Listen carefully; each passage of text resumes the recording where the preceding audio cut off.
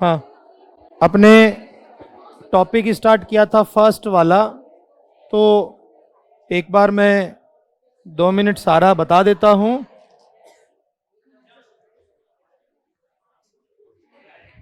हमने बात की थी एक्टिव और पैसिव वॉइस की। मैंने कहा वॉइस में हमें अक्सर एक्टिव वॉइस का सेंटेंस दिया रहता है, तो ज्यादातर तो उससे क्या बनवा लेते हैं, पैसिव। कभी कभी पैसिव से उल्टा एक्टिव भी बनवा लेते हैं। और इसके साथ मैंने कहा कि एक्टिव से पैसिव जब आप बदलते हैं तो दो चीजें सिखाई जाती है। मतलब अगर चेंज की बात करेंगे तो सिर्फ दो चीजें, बाकी पर ध्यान नहीं देना है। तो दो चीजें ये थी, एक मैंने आपको बताया कि प्रोनाउन में आई का, मी, वी का, अस, ही का, हिम, सी का, हर और दे का। एक तो ये हुआ था अपने ना कि प्रोनाउन चेंज होते हैं जो इतने ही हैं। और एक अपने बात की वर्ब की, तो मैंने सबसे पहली शर्त ये रखी थी कि अगर पहले से ही कोई इजारम, वाजवर, हैज, हैव, हैड या कोई मॉडल दे रखा हो, अगर किसी एक्टिव वॉइस में या कोई सेंटेंस में आपको पहले से ही इजारम दे रखा हो, वाजवर दिया हुआ हो, हैज, हैव, हैड दिया हो या मॉडल दिया हो। हालांकि हैड तो खैर अलग परिवार भी है।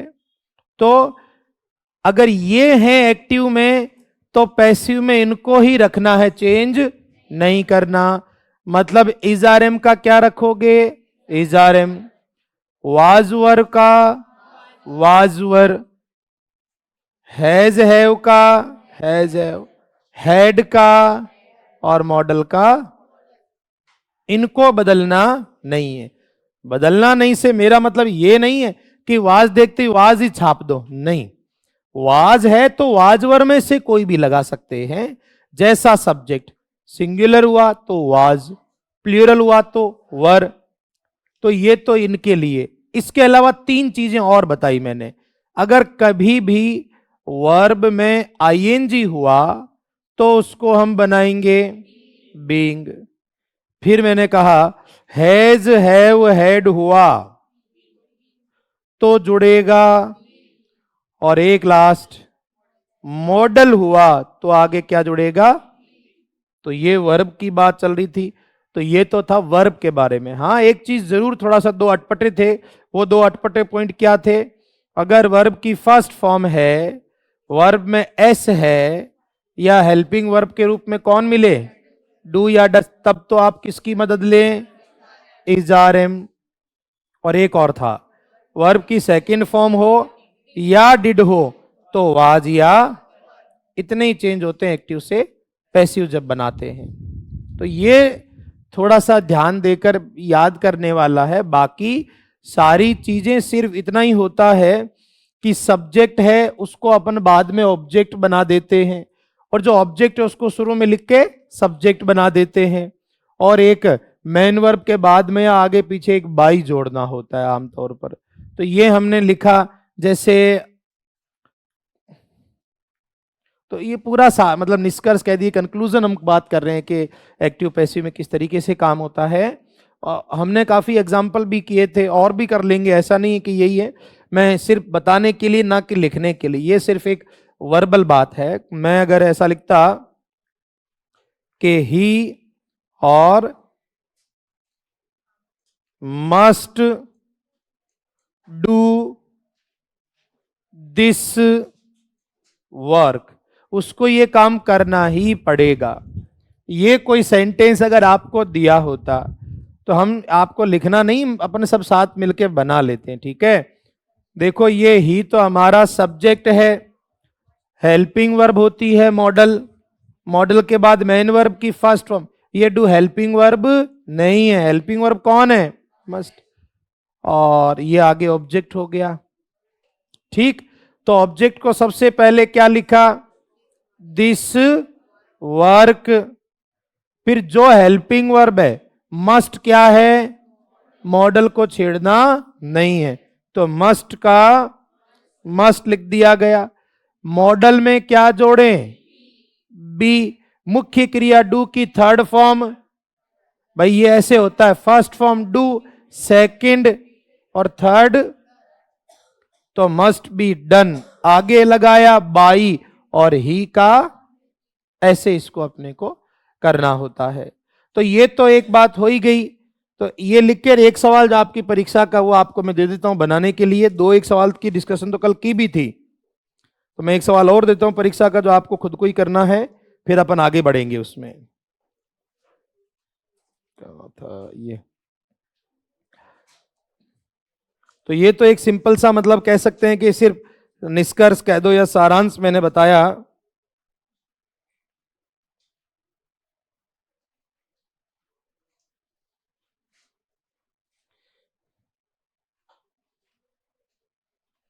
एक क्वेश्चन था इसमें इस टाइप का ही, तो अपन पढ़ लेते हैं उसको। ये इसको तो ऊपर लिख ही रहा हूं मैं। एक सवाल जो पिछली बार पेपर में आया वो भी अपन कर लेते हैं इसके साथ, सिर्फ समझने के उद्देश्य से ही। एक ये था इसमें, you must shut these doors, ये पिछली बार की परीक्षा का सवाल है ये। तो इसके बारे में मस्ट हेल्पिंग वर्ब, शट बंद करना, जिसकी तीनों फॉर्म यही होती है, शट, सेकंड फॉर्म भी शट ही होती है और थर्ड भी शट होता है। तो you must shut these doors, तुमको ये दरवाजे बंद करने ही चाहिए। तो ये इसका पैसिव बनाना है, मान लो।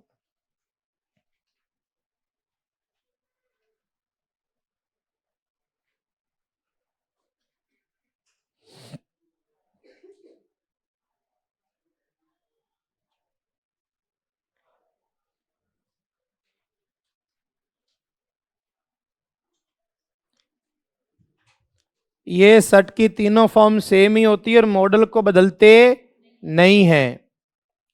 तो इसका भाई हेल्पिंग वर्ब, मैन वर्ब, और मैन वर्ब के जस्ट बाद वाला क्या है?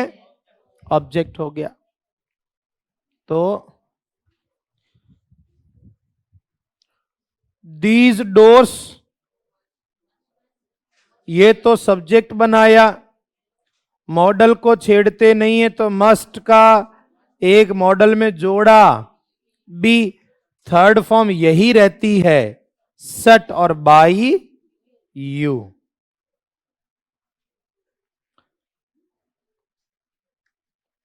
सट का ध्यान रखना, इसका मतलब बंद करना, और इसकी तीनों फॉर्म यही रहती है। ठीक है, ध्यान रख लेना इस बात का। ठीक है ना, सेकंड फॉर्म भी सट और थर्ड फॉर्म भी यही रहती है। सट है, कट है, पुट है, ये इस टाइप के शब्द हैं जो सेम रहते हैं। तो ये हुआ। फिर कल मैंने आपको एक बताया था, इट इज टाइम टू वाले भी, वो भी एक बना लो भाई। कल का 2 मिनट रिवीजन हो जाएगा, तब तक बच्चे आ भी जाएंगे। अभी क्या रास्ते में छोटे बच्चे सड़क वड़क पार नहीं कर पाते, समय लग जाता है, इधर उधर गिर जाते हैं फिर।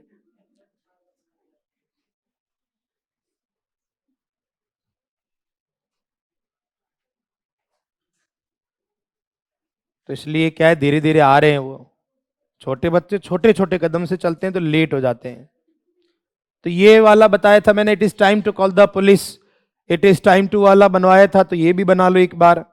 मैं रिवाइज करवा रहा हूं जो कल पढ़े हमने।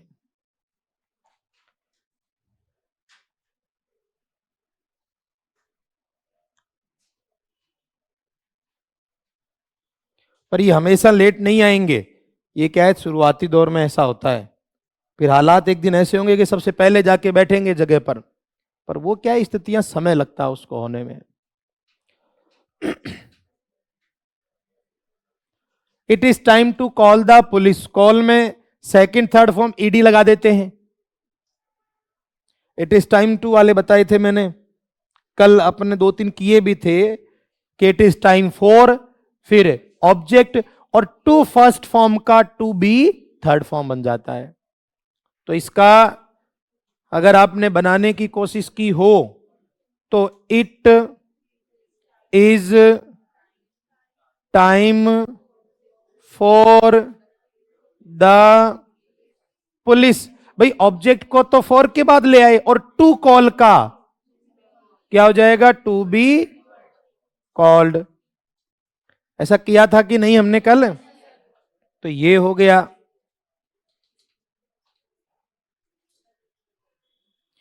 फिर एक चीज और भी बताई मैंने कि अगर पहले से ही कोई प्रीपोजिशन जैसा हो तो उसको नहीं छेड़ना, बाकी सेंटेंस आप बदल सकते हो। तो उसका भी एक एग्जाम्पल,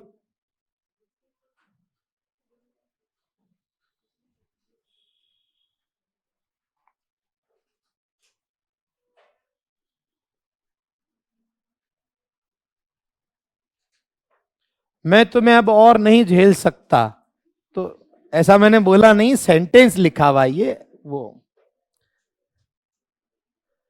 तो ये सेंटेंस का मीनिंग बताया है मैंने। तो I can not put up with you any more. छोटे छोटे बच्चों से क्या ही नाराजगी, तो इसलिए चिंता नहीं करना।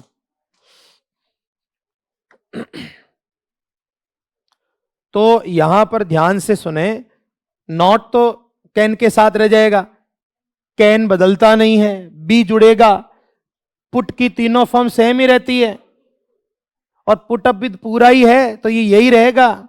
यू को छेड़ते हैं नहीं, ये फालतू में पड़ा था, पड़े रहने दो इसको। क्या any more, sorry any more करना इसको, एनी मोर यानी और ज्यादा, पुट अप विद यानी टॉलरेट टाइप का, मतलब झेल नहीं, बोल सहन करना भी हो सकता है। तो सेंटेंस तो ये इतना ही है, और यू को चेंज करने की बात हमने की ही नहीं थी।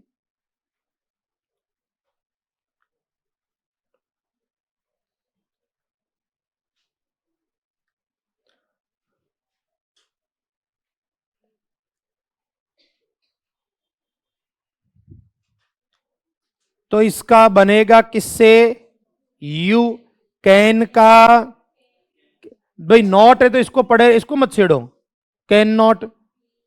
फिर मॉडल के साथ क्या जुड़ता है, बी, इसकी थर्ड फॉर्म भी यही, इसको भी मत छेड़ो पूरा। इसको क्या लिख दिया, पुट अप विद और बाई मी, ये पढ़ा है, इसको मत छेड़ो। ये नॉट की वजह से दुखी नहीं होना, ये इधर भी यही था और इधर भी यही है। तो जितने वाक्य, जितने ज्यादा सेंटेंस खुद करोगे उतना ज्यादा जो है कॉन्फिडेंस आ जाता है, और कोई बात नहीं है। ये कराए थे। इसके अलावा मैंने, अच्छा ऐसा कोई सच में कोई व्यक्ति जिसका ये सही हुआ है? कुछ हैं मतलब बच्चे जो कर रहे हैं, और जैसे जो जिनसे अगर कोई शब्द गलत भी हुआ है, तो छोटी बड़ी गलतियों को मैं इसलिए कहता हूं क्योंकि वहां पूरा बनाना नहीं है। आपको छोटी सी चीज पे फोकस करना है कि भाई हाँ, जैसे मस्ट दे दिया तो सिर्फ उसी ऑप्शन को ध्यान दो जिन पे मस्ट बी है, दूसरे ऑप्शन पढ़ना ही क्यों? तो आपको ऑप्शन से तो बिल्कुल आसान हो जाएगा, पर यहां हम बिना ऑप्शन के करते हैं, तो इसलिए थोड़ा सा एक हो सकता है कि किसी के लिए दुविधा हो। इसके बाद मैंने आपको एक बताए थे डबल ऑब्जेक्ट वाले, ध्यान है, जिसमें मानसिक संतुलन हिला कुछ लोगों का, लेकिन उसको मैं फिर से बता के फिर से सवाल दे रहा हूं ताकि आप फिर से करो। छोटी बड़ी गलती है तो उसको और सुधारते जाएं। मैंने ये कहा कि जब दो ऑब्जेक्ट हों, ज्यादातर इसमें क्रिया मैंने क्या बताई, गिव, टीच, ज्यादा यही आती है, और तो बहुत सारी थी। फिर मैंने ये भी कहा कि दो ऑब्जेक्ट हो जाते हैं, एक तो सजीव और दूसरा निर्जीव। तो सजीव से बनाओ तब तो ठीक है, लेकिन जब नॉन लिविंग से बनाओ तो मैन वर्ब के बाद क्या लिख देना, टू। तो ये भी बताया, तो एक सेंटेंस इसका भी कर डालो,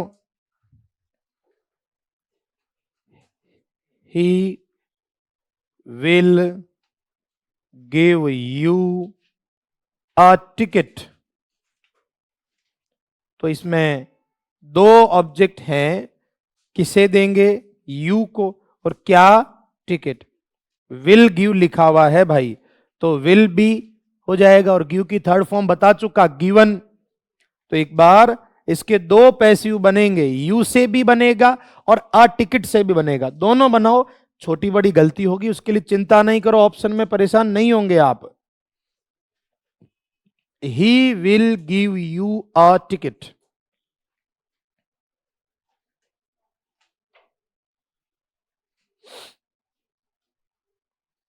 बाकी जैसे मैंने कहा कि आप अगर ऑप्शन वाले करोगे तब तो बिल्कुल दिक्कत नहीं होगी, पर यहां हम पूरा सेंटेंस खुद बनाते हैं तो थोड़ा दुविधा भी होती है कि भाई मान लो हम इंग्लिश बैकग्राउंड से नहीं है, थोड़े वीक हैं, तो थोड़ा एक परेशानी होती है। पर आप चिंता नहीं करो, ऑप्शन वाले में नहीं अटकेंगे आप पक्का। चाहे तो आप जब इच्छा हो, आप पुराने पेपर्स के जितने भी सवाल हैं ऑप्शन वाले, आपको जब अच्छा लगे तब आप पढ़ लेना।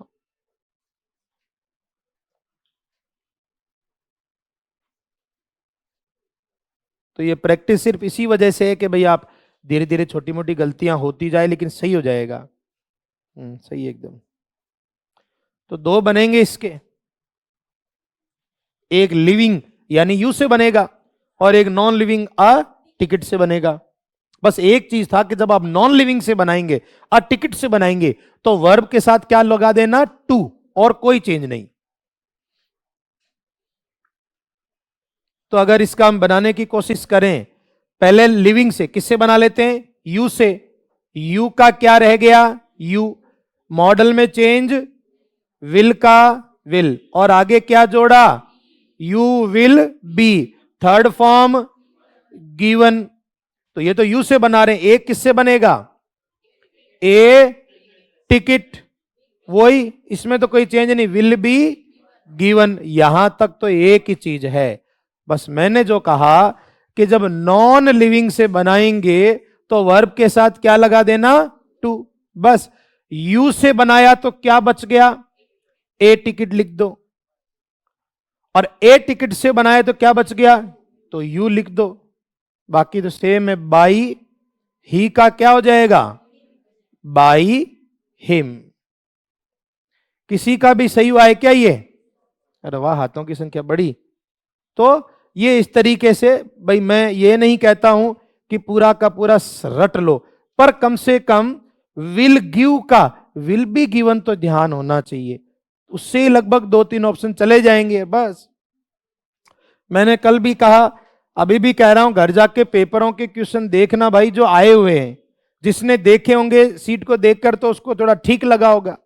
और बाकी जैसी आपकी इच्छा, भाई मैं किसी को फोर्स नहीं कर सकता, सिर्फ एक सलाह दे सकता हूं, बाकी आपकी इच्छा है। तो ये अपने हुआ था, है ना।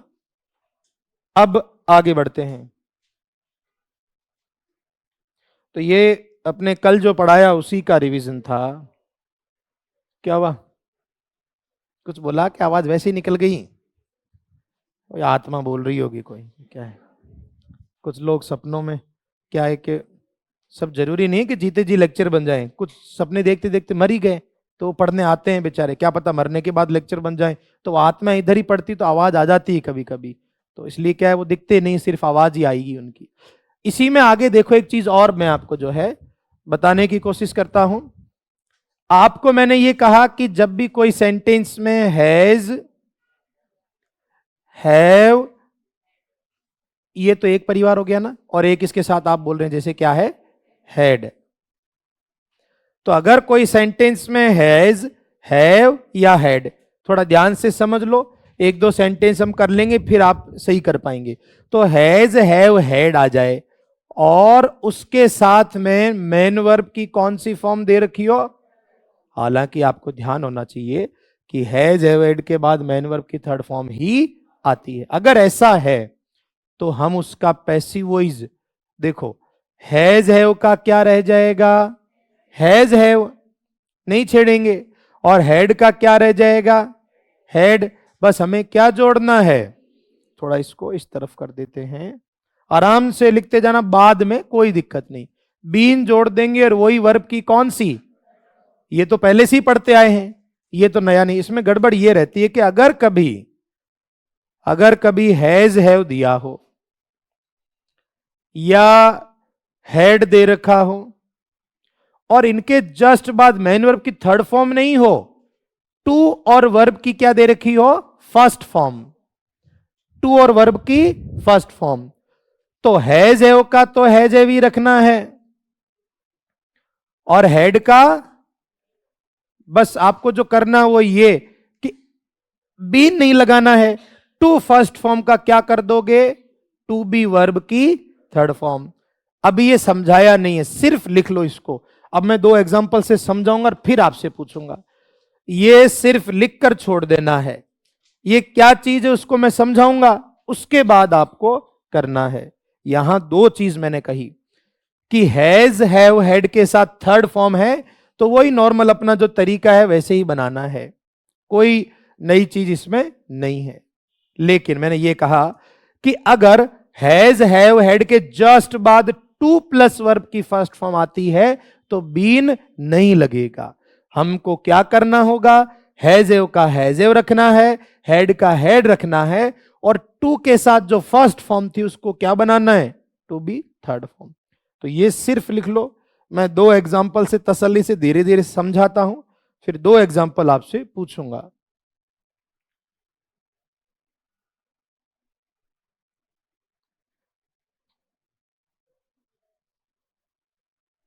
सिर्फ लिख के रख लो आप आराम से, एक एक चीज में पूरी बता के फिर आपसे पूछ लूंगा बाद में। और जैसे ये टॉपिक खत्म हो जाएगा तो 50 क्वेश्चन आप ऑप्शन वाले एक बार मैं करवा दूंगा, बस फिर आपको ज्यादा परेशान होने की जरूरत नहीं पड़ेगी। जो अंग्रेजी सब्जेक्ट वाले हैं उनको तो बहुत सारे पढ़ने पड़ेंगे, उनके लिए एक्टिव पैसिव इतने ही नहीं रहेंगे, अपन तो अपने हिसाब से पढ़ रहे हैं। उनके लिए तो पैसिव के जितने भी 3-4 टाइप है, क्यूसी पैसिव वगैरह भी होता है, हाफ पैटर्न होते हैं, वो सारे पढ़ने पड़ेंगे। तो सब्जेक्ट वालों को बोला मैंने, आपको नहीं बोला है। आप जो फर्स्ट पेपर के लिए हैं सिर्फ उनको जितना चाहिए उतना पूरा बताऊंगा मैं। हाँ, तो दो एग्जाम्पल हैं जो पहले बोर्ड पे समझने हैं, बाद में लिखने जब कहा जाए। मैंने एक कोई वाक्य लिखा होता, he has washed the plates, एक तो ये कोई सेंटेंस है। दूसरा, he has to wash the plates, दो वाक्य हैं। कौन से में हैज के बाद थर्ड फॉर्म आ रही है, पहले में दोना, और कौन से में हैज के साथ थर्ड फॉर्म नहीं, टू फर्स्ट फॉर्म है, दूसरे में। तो देखो इसको पहले मैं कोशिश करता हूं समझाने का। अगर हैज है या हैड के साथ थर्ड फॉर्म है तो वही पुराना तरीका, सब्जेक्ट कौन बनेगा, तो यहां हमने लिखा द प्लेट्स, पुराना सिस्टम, ये नया नहीं है। हैज हैव का हैज हैव रहता है, ही एक वचन था, सिंगुलर था, क्या लिखा, प्लेट्स प्लूरल है, तो हैज नहीं, भाई हैज हैव तो हैज हैव रखना ही हैव रख दिया। और जब हैज हैव के साथ थर्ड फॉर्म आती है तो क्या लगाते हैं, तो यहां क्या लिखा, और थर्ड फॉर्म क्या लिख दोगे, वॉश्ड, आगे बाई, और ये तो वो तरीका है जो अब तक पढ़ रहे थे, इसमें तो नया नहीं है। ये वाला सवाल इसलिए बताया क्योंकि ये पिछले पेपर में नहीं, उससे पिछले वाले में आया, वो था we had to count the money, ऐसा वाक्य था। तो अब नीचे वाले वाक्य सेंटेंस को देखते हैं, इसमें भी ऑब्जेक्ट क्या है, द प्लेट्स, हैज हैव का हैज हैव, यहां थर्ड फॉर्म नहीं है, क्या है, टू फर्स्ट फॉर्म, क्या बनेगा बच्चों, टू बी थर्ड फॉर्म क्या, वॉश्ड बाई ही का, थोड़ा ही सही समझ में आया। तो ये दो लिख लो और मैं फिर 3-4 सेंटेंस देता हूं जो आपको बनाने होंगे। वॉश धोना, थर्ड फॉर्म वॉश्ड, तो एक बार इसको आप तसल्ली से लिख लो कि अगर हैज हैव और हैड के बाद में थर्ड फॉर्म है तो बीन से बनाना, और अगर हैज हैव हैड के बाद में थर्ड फॉर्म नहीं है, टू फर्स्ट फॉर्म है, तो टू बी थर्ड फॉर्म बनेगी। जैसा भी आपसे बनेगा अपन मिलके कोशिश कर लेंगे, आप एक बार इसको लिख लो। आपके जितने भी 10-12 वर्षों के पेपर हैं उनमें जिस भी पैटर्न के सवाल आते हुए सब बता दूंगा मैं, पेपर में ही पढ़ लूंगा। अब आपके पास तो टाइम नहीं है तो कोई बात नहीं, क्योंकि बहुत सारी पढ़ाई करनी होती है तो टाइम नहीं मिल पाता है। इसी चक्कर में तो कई बार कोचिंग ही नहीं आना हो पाता, ज्यादा पढ़ाई कर लेते हैं तो वो ऐसे हो जाता है। कई बार तो लाइब्रेरी जाते हैं शाम को पढ़ने के बाद, आते ही नहीं सुबह तक, पढ़ रहे होते हैं सारी रात, तो फिर अगले दिन सोना पड़ता है पूरे दिन, तो फिर कोचिंग नहीं आ पाते हैं। ऐसे ही करते करते व्यवस्थाएं बिगड़ जाती हैं और 5-7 साल बाद वही लाइब्रेरी खोल के बैठ जाता है, फिर बोलता है कि ऐसे पढ़ो। अरे तेरे को ही पता होता तो लाइब्रेरी थोड़ी खोलता। तो इसलिए क्या है कि स्थितियां कभी सेम नहीं रहती हैं। और देखो सच में आप जो जो पोस्ट की तैयारी करते हैं ना बेटा, ये सच में बहुत बड़ी है। आप आरएस का रिजल्ट देखते हो, कितना टिपिकल एग्जाम है, उसके बराबर की पोस्ट है, उससे बड़ी चले जाती है। दूसरा तीसरा प्रमोशन आरएस से बड़ा। आरएस में सबसे बड़ी पोस्ट एसडीएम की होती है, एसडीएम लेवल 14 पे होता है। आप 10 साल के अंदर अंदर 14 से पार हो जाएंगे और प्रिंसिपल बनती है एसडीएम छोटा और आप बड़े। पर बात तो वही है कि जितनी बड़ी पोस्ट तो उतनी मेहनत भी तो मांगता होगा। ऐसा तो है नहीं कि नहीं आप मेहनत तो हल्की कर रहे हैं, रिजल्ट बड़ा चाहिए, ऐसा कभी नहीं हो पाता है। आपके जो स्कूल के प्रिंसिपल होते हैं वो मोस्टली लेवल 14, 15, 16 के होते हैं और 16 पोस्ट बहुत बड़ी होती है। तो ये क्या है कि हमें ध्यान होना चाहिए। बाकी आपका जो सीधी ज्वाइनिंग होती है वो आरएस एलाइड वाले ही तो होते हैं, 11, 12, आपका तो 12 पे होता है, 48 पे ग्रेड पे। तो ये क्या है, लेकिन आप चाहते हैं कि हम मतलब पोस्ट तो बहुत बड़ी लें, पर मेहनत की तरफ देखते हैं तो नहीं यार, मेहनत तो हम एलडीसी वाली भी नहीं कर रहे हैं, तो ऐसा कभी कॉम्बिनेशन मैच नहीं हो पाता। ये हमको खुद को सोचना पड़ेगा। किसी को लगता है कि ये मुश्किल है, ये मैंने नहीं बनाए मुश्किल है। मैं आपको पहले दिन से कहता हूं, अपने साथ 10वीं का, 11वीं का, 8वीं का बच्चा बैठा लेना, उसको आ जाएगा समझ में और वो यही बता देगा कि मामला खराब किधर है। तो इसलिए आपको ये प्रॉपर साथ में लेके चलना पड़ेगा। कभी ये नहीं सोचे कि ये क्या पढ़ा रहा है।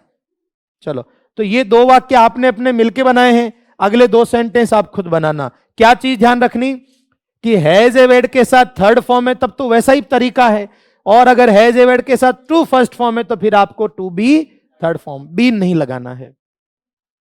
चलो, लिख लिया होगा शायद आपने। मैं 2 सेंटेंस दे देता हूं, आप लिखना भाई। दे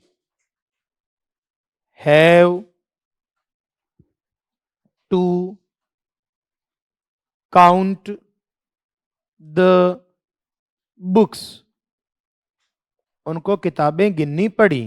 एक ये वाक्य है और एक सेम यही, दे हैव काउंटेड, इसकी थर्ड फॉर्म काउंटेड होती है बेटा, द बुक्स।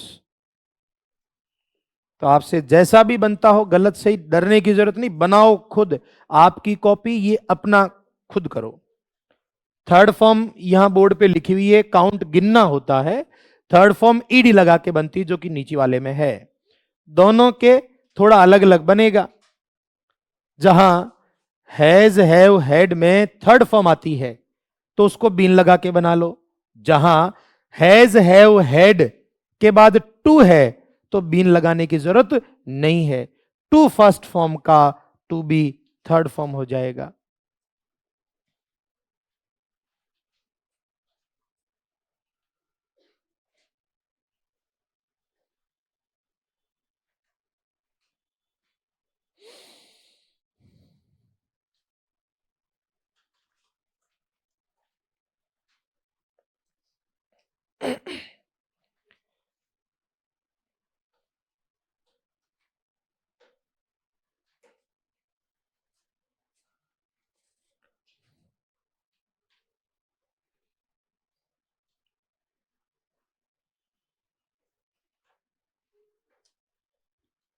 तो ये जो लास्ट में जो सबसे बड़ी पोस्ट होती है जिला शिक्षा अधिकारी वगैरह की, ये सब यहीं से तो आते हैं। ऐसा तो है नहीं कि जिला शिक्षा अधिकारी डीओ डायरेक्ट ही पोस्टिंग होती है, डायरेक्ट तो होती ही नहीं है। तो सोचो कि जिसको जिला देना हो, शिक्षा पूरा जिला संभालता है, वो ऐसा तो जो खुद को संभाल पाए कभी। तो इसलिए क्या है कि सच में थोड़ा सिंसियर होके और तसल्ली से प्रॉपर तरीके से पढ़ना जरूरी है। हो सकता है आप आपस में शेयर करते हो कि नहीं करते हो, पर जो ईमानदारी से तैयारी कर रहा है वो 15-20 पेपर साथ लेके घूमता घर पे, कि मुझे पता होना चाहिए कि मैं जिस परीक्षा को पास करने की कोशिश करता हूं उसके पिछले पेपर किस तरह के आ रहे हैं। अगर यही नहीं पता तो आपकी तैयारी का रास्ता ही नहीं पता आपको। देखो ये दो सेंटेंस दिए हुए हैं, एक में हैव के बाद क्या है, टू काउंट, एक में हैव के बाद क्या है, काउंटेड। जहां हैज हैव हैड के बाद थर्ड फॉर्म में वो बीन से बनेगा, जहां हैज हैव हैड के बाद में भाई थर्ड फॉर्म नहीं है तो किससे बनेगा, टू फर्स्ट फॉर्म का, टू बी थर्ड फॉर्म। तो पहला देखो, पहले ये वाला बना लेते हैं। पहले यहां लाए, क्या लिखा, द बुक्स, ये प्लूरल था, हैव किया, ये भी बहुवचन है, क्या लिखा, जब हैज हैव के बाद में थर्ड फॉर्म हो तो क्या जोड़ते, थर्ड फॉर्म ही लिखी है, काउंटेड। बाय देम का कोई इतना टेंशन नहीं, लिखो कि नहीं लिखो वो कोई बात नहीं, ये तो ऐसा बन जाएगा। और ऊपर वाले में क्या बनेगा, देखो, द बुक्स, हैज हैव का हैज हैव। अब यहां पर थर्ड फॉर्म होती तो बीन लगाते, पर थर्ड फॉर्म नहीं है, क्या है, टू काउंट, और टू काउंट का टू बी काउंटेड, और आगे जो भी है अपना बाई देम। किसी का सही हुआ है क्या, चलो बहुत सुधार। मैं ये नहीं कहता हूं कि देखो एक बार में आ जाएगा, पर कम से कम यार इतना तो कर ही सकते हो कि हैव काउंटेड किसी सवाल में देखो तो सिर्फ नजर उसी पे ठहरे जिसमें हैव बीन काउंटेड हो, तो ऑप्शन से तो आसान हो जाता है। मैं कोशिश करूंगा कि 50 सवाल आपको, पिछले पेपरों के किताबें भी पढ़ी मेरे पास जिनमें कलेक्शन है, तो आपको मैं ये नहीं कहता हूं कि अंग्रेजी की इंडिविजुअल किताब लाओ, पेपर का सलाह सिर्फ इस वजह से कि भाई आपको ध्यान रहे कि अपने 4-5 सवाल किस स्तर के आ रहे हैं, गणित अपन पढ़ रहे हैं तो कैसे आ रहे हैं, रीजनिंग या जो भी अपन पढ़ रहे हैं तो क्या स्तर रहा, किस तरह के सवाल आ रहे हैं, ताकि मैं आगे वाली परीक्षा में पार हो जाऊं। चलिए और पढ़ लेते हैं एक दो सवाल। तो ये प्रैक्टिस के हिसाब से ही है। जैसे मान लो अगर मैंने लिखा होता कि रवि हैज और टेकन और हिज लंच, ये तो कोई एक सेंटेंस हो गया। और एक मैं लिख देता Ravi has to take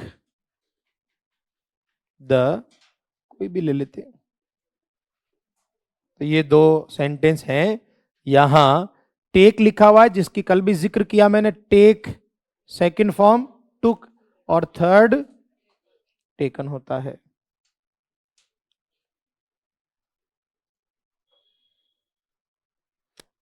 his lunch, his को चेंज करना मैंने बताया ही नहीं था क्योंकि इसको चेंज करते ही नहीं है, हिज लंच ही रह जाएगा।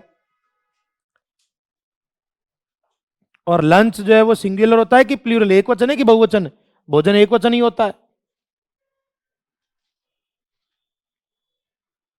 और बस एक वचन है कि बहुवचन, बसेज बहुवचन, बस सिंगुलर। तो एक बार बना के देख लो आप लोग।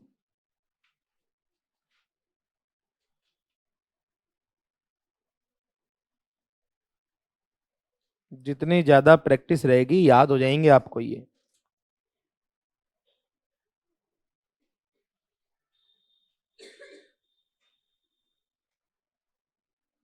एक बार क्या हुआ कि स्कूल के अंदर, स्कूल प्रिंसिपल सर बैठे थे कभी, तो एक एसडीएम साहब आए, जो ये अभी वोट होने वाले हैं ना, तो रोज चेकिंग चलती है, मतलब बूथ की, स्कूल की नहीं, बूथ की चेकिंग होती है, जहाँ जिस स्कूल में बूथ होता है जहाँ वोट पड़ता है, तो स्कूल में रहोगे तब धीरे धीरे से पता लग जाएगा। तो वहाँ रोज लगभग लगभग वो एसडीएम वगैरह आते रहते हैं। तो वो क्या हुआ कि उसको ऐसा, वो नए नए कोई भाई नए नए अधिकारी बने, तो उनको लगा कि मैं अधिकारी हूँ तो मैं सबका ही अधिकारी हूँ। तो स्कूल गए तो उसको लगा कि मैं जब जाऊंगा तो प्रिंसिपल मेरा वेट कर रहा होगा बाहर, तो वो खड़े नहीं हुए प्रिंसिपल सर उसके आने पर। तो उसने मुद्दा बनाया, जाके हल्ला किया कि मेरे आने से ये खड़ा नहीं हुआ। तो उसको बाद में उसके साथियों ने कोने में लेके समझाया, ये खड़ा नहीं होगा, तुम छोटे हो इसके सामने, ये बड़ी पोस्ट पर है।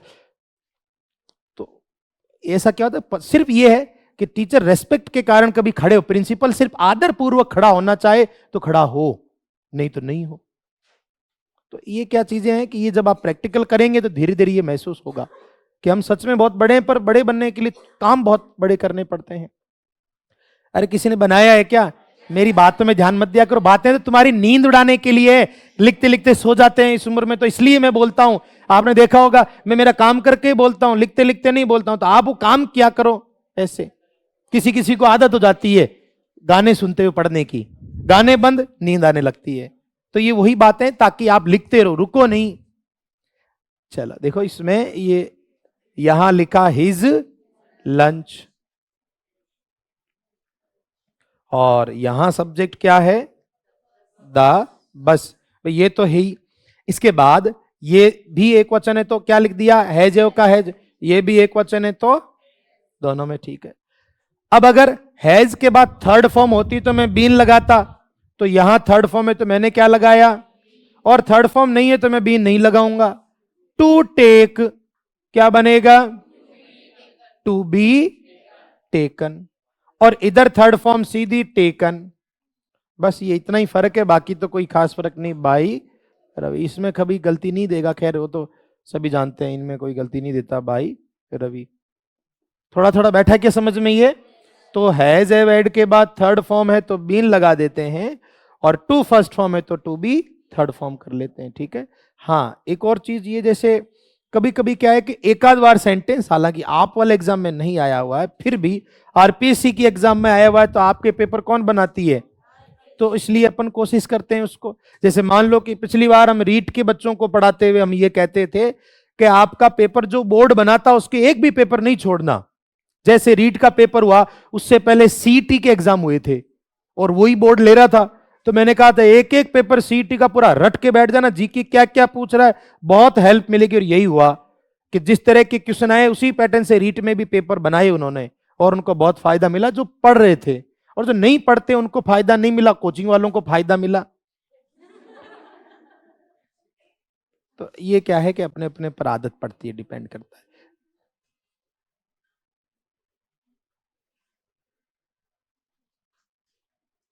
जैसे मान लो ऐसा कोई सेंटेंस आ जाता है, ध्यान से सुन लेना पहले ना, एक आध बार आया पर आ सकता है। There is a boy to call, तो ये जो इस तरह के आ जाते हैं ना, देयर इज वगैरह करके, इनमें इन चीजों को छेड़ते ही नहीं है, पूरा सेम टू सेम रह जाएगा। बस एक चीज बदल जाएगी, टू कॉल का टू बी कॉल्ड हो जाएगा। तो ये तो पूरा का पूरा ऐसे ही रह जाएगा, देयर इज अ बॉय, और टू कॉल का टू बी कॉल्ड हो जाता है। तो ये लिख लो, मैं दो तीन सेंटेंस थोड़े चेंज करके आपको देने की कोशिश करता हूं। ये इस टाइप के भाई सेंटेंस कर लोगे तो क्या ध्यान रहेगा? There is a letter to send, और यहां ध्यान रखें सेंड यानी भेजना, और सेंड की सेकंड और थर्ड फॉर्म क्या होती है बच्चों? सेंट। सेंट, सेंड यानी भेजना, और सेकंड और थर्ड फॉर्म होती है सेंट सेंट।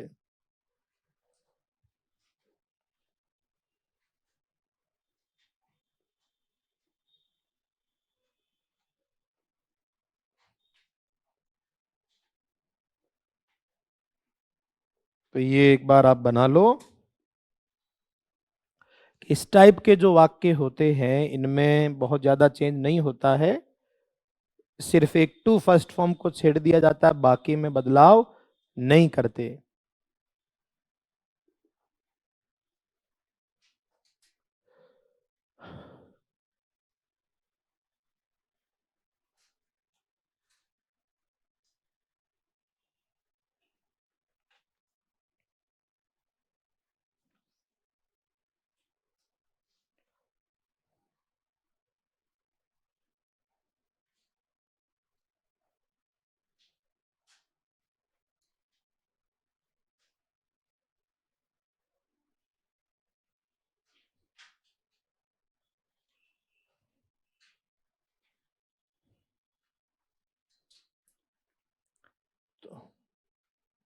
ज्यादातर ये देर वाले ही रहते हैं, तो इनमें बहुत ज्यादा चेंज नहीं है, इसलिए इसको इतना ही करके फिर आगे बढ़ेंगे हम।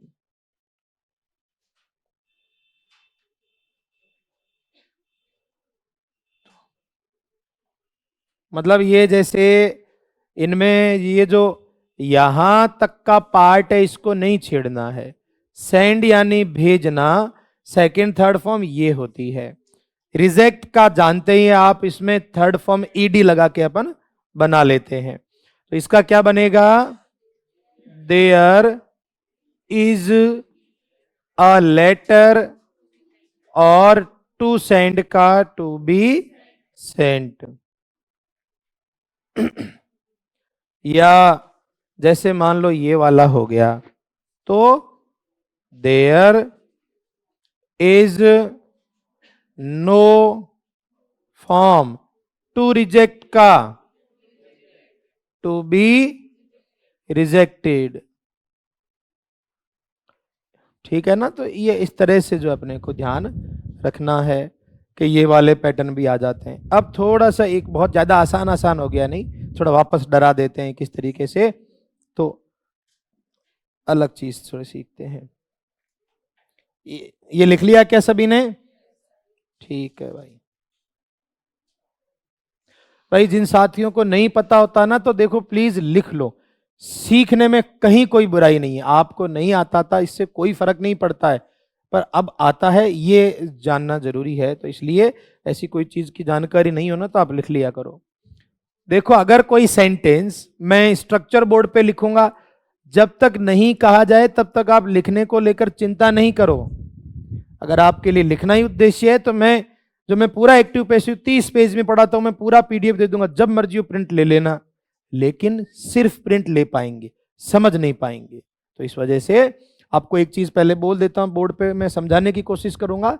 ठीक है? देखो, जस्ट पिछले पेपर में ही सवाल आया तो मैंने बताया। एक ये कभी कभी सेंटेंस में ये शब्द जैसे पीपल लिखा रहता है, वी लिखा देता है, दे लिखा रहता है, एवरीवन लिखा रहता है, या ऑल लिखा रहता है। कभी कभी और भी शब्द आ जाते हैं, पर ज्यादातर ये 2-3 ही आते हैं ऊपर वाले। तो अगर कोई सेंटेंस में इनमें से कोई शब्द आ रहा हो, किनमें से? People, we, they, everyone, all या पब्लिक। और उसके आगे ये तो सेंटेंस में हमारे शुरुआत में लिखा हो, किस रूप में? सब्जेक्ट के रूप में। और उसके बाद वर्ब इनमें से हो, किनमें से? जैसे ये बताता हूं, कंसीडर,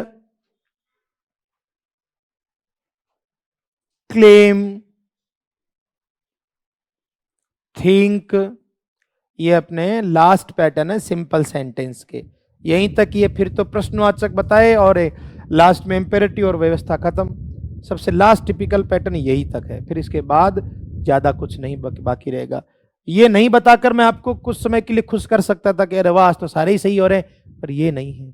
आपको ये सोचना कि नहीं यार, कुछ गलत हुए हमारे। वो जो कुछ गलत हुए वहीं से प्रश्न बनता है, तो उसको थोड़ा ध्यान से देख लेना है ना। तो कंसीडर, अब इनके सबके अर्थ वगैरह सब बताऊंगा। थिंक हो गया, बिलीव हो गया, से हो गया, और नो। मतलब अगर ये दो कॉम्बिनेशन आपको कभी भी मिले, सब्जेक्ट इनमें से कोई एक और इनके साथ वर्ब इनमें से कोई एक, और उसके बाद लिखा मिल जाए दैट या वाट, और उसके आगे एक सेंटेंस रहेगा जिससे हमें कोई लेना देना, तो ऐसा अगर कोई सेंटेंस आता है, जस्ट पिछले पेपर में आप देख लेना घर पे सुकून मिले जब, तो ऐसा अगर कोई सेंटेंस का पैटर्न है, तो याद रखना इस दैट के बाद वाले, मतलब ये इन चीजों से हमें कुछ मतलब नहीं, ये वैसे के वैसे ही पड़े रहेंगे, इनको छेड़ना, सिर्फ चीज बदलेगी वो ये इतनी सी। मैं उदाहरण समझाऊंगा तब, अभी लिखना नहीं, अभी समझा देता हूं इनके बारे में और कुछ चीजें। जैसे इनका अर्थ तो जानते ही हो, जिनको नहीं पता बाद में पूछ लेना। कंसीडर क्या होता है? मान लेना, ऐसा लगता है। कंसीडर मतलब लगना या मानना। इसकी सेकंड और थर्ड फॉर्म क्या होती है? ईडी। कंसीडर्ड, पिछले पेपर में यही था, कंसीडर, ईडी लग जाता है। सेकंड और थर्ड फॉर्म में। क्लेम, दावा करते हैं ना कोई, ED ED, claimed claimed. Think, सोचना, तो इधर लिख देता हूं मैं, बिल्कुल। थिंक की सेकंड और थर्ड फॉर्म क्या होती है बच्चों? Thought, thought. थिंक, सोचना, सेकंड और थर्ड फॉर्म क्या रहेगी? Thought, thought. भाई क्योंकि अपने को इनकी प्रैक्टिस करनी है, तो हमको सवाल करने होंगे, तो उस समय नहीं बतानी पड़ेगी। जितने सवाल करेंगे उतनी ही चीजें अपने लिए आगे आसान होती जाएगी। मैं रट के बार बार नहीं कहूंगा आपको, हर चीज एक चीज याद दिलाने की कोशिश करता हूं कि 5 में से 3-4 सवाल जो ग्रामर वाले आते हैं, उनमें से 3 सवाल गलत नहीं करना। 3 सवाल सही कर दोगे, अंग्रेजी में आप नहीं अटकेंगे। बाकी का विषय का मैं नहीं कह सकता हूं। और बार बार 2 टॉपिक इसलिए रट के बोलता हूं कि 99 नहीं 100% एक्टिव पैसिव और डायरेक्ट इनडायरेक्ट का सवाल देगा ही देगा वो। इसीलिए मैंने पहले ये पढ़ाया। मैं पढ़ाने को पहले बहुत सारे टॉपिक पढ़ा कर आपको 2-4 दिन घुमा सकता था, लेकिन हाँ वो आसान होते, अच्छे लगते, वो पढ़ते समय अच्छे लगते, पेपर में अच्छे नहीं लगते। तो अपने को पेपर में अच्छा लगना, यहां अच्छा लगे कि नहीं लगे, मुझे क्या फर्क पड़ता है। तो क्लेम हो गया, थिंक हो गया, बिलीव विश्वास करना, मानना, डी लग जाता है, बिलीव्ड बिलीव्ड। से, कहना, हां, इस से की सेकंड और थर्ड फॉर्म क्या होती है? ठीक। और नो, जानना, तो इसकी सेकंड फॉर्म और थर्ड फॉर्म ये होती है। तो जब भी कभी ऐसा सेंटेंस हो, ऐसा सेंटेंस मतलब इनमें से कोई एक सब्जेक्ट हो, इनमें से कोई एक वर्ब और आगे कोई दैट या वाट लिखा हो, तो आगे की दुकान को छेड़ना नहीं। छेड़ने वाला भी होता है, पर मैं यहां आपको छेड़ के दुखी नहीं करूंगा, क्योंकि आपके जिस पैटर्न से आते हैं वही बताना चाहूंगा मैं। तो वो वाक्य कैसे बनाते हैं, एक बार इसी को उतारो और फिर इसके नीचे एक सेंटेंस लिख के बताऊंगा उसको बनाएंगे कैसे। पहले ये पैटर्न लिख लो कि अगर कभी ऐसा मिले,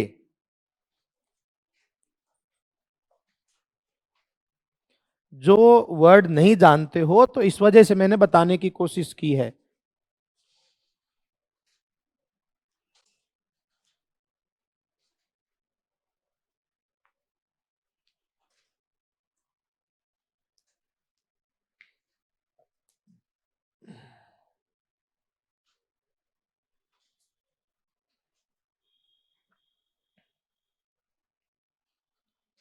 ये जो कॉमन बैच है ये फिर कितने बजे तक होता है? तो अच्छा, 2 भी सब्जेक्ट चल रहे।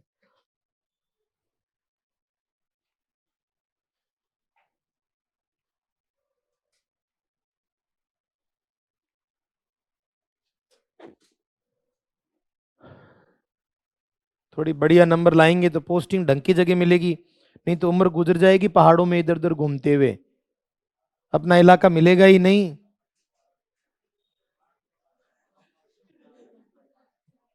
पहाड़ों पे, पहाड़ों पे।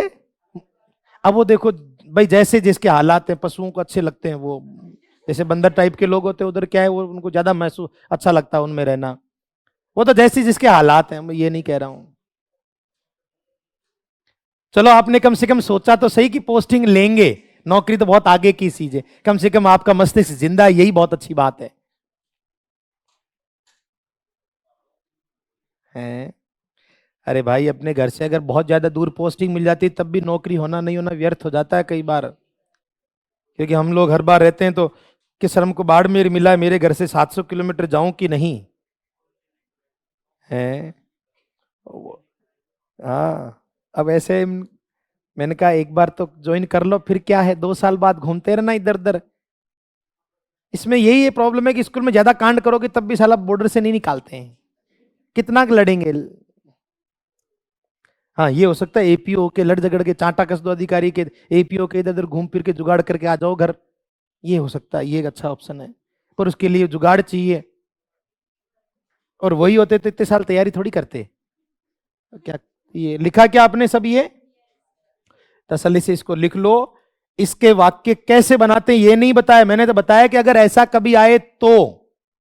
कहीं आप सोच रहे हो बताया तो नहीं, कुछ बताया नहीं, अब बताऊंगा। पहले ये नहीं पता था ना कि अगर ऐसा कोई पैटर्न आता है तब। तो एक बार आप आराम से लिख लो इसको। मतलब ये ध्यान रखें कि ऐसे जो सेंटेंस होंगे ना, उनका पैसिव आपको किससे बनाना है? इट से। ये जो इस तरह का पैटर्न होगा उसका पैसिव किससे बनेगा? इट से। एक या दो सेंटेंस में डर लगेगा, तीसरा चौथा खुद कर लोगे। तो इसको छोटा करके थोड़ा ऊपर करके मैं एक एग्जांपल आपको बताने की कोशिश करूंगा, उसमें थोड़ा थोड़ा समझ में आएगा। अगला फिर थोड़ा गलत होगा, फिर सही हो जाएगा। जैसे कोई एग्जांपल लिख देते हैं,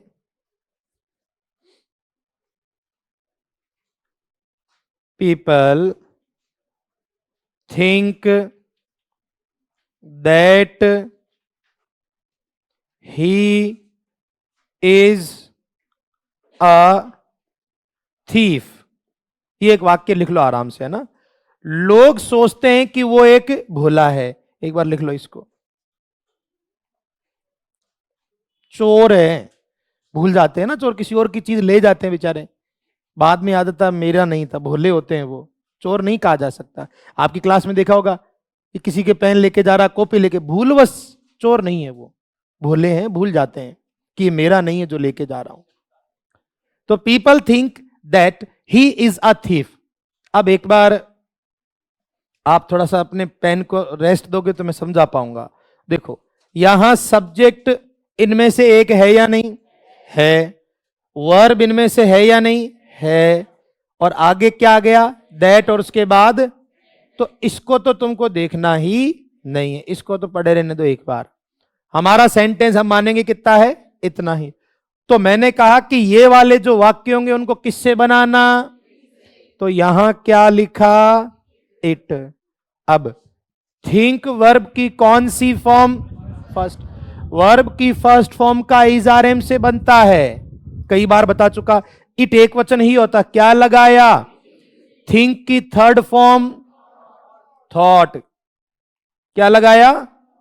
और बस दुकान बंद, छेड़ना ही नहीं है इसको। ये हो गया। तो इसको लिखो, फिर मैं कुछ वाक्य देता हूं, दो तीन, फिर पिछली परीक्षा का सवाल दे देता हूं। देखो मैंने इसको नहीं चेंज किया है, वो उतना ही बदला। एक बार इसको लिख लो आराम से। मन में ये सोच रहे हो कि आया ही नहीं समझ में, समझाऊंगा अब आगे जब खुद करेंगे तब। ये तो एक हल्का सा एक आइडिया दिया कि इस तरीके से अपने को इनको बनाना होता है। फिर ये करके पिछली परीक्षा का सवाल भी कर लेंगे अपन बैठ के यहां।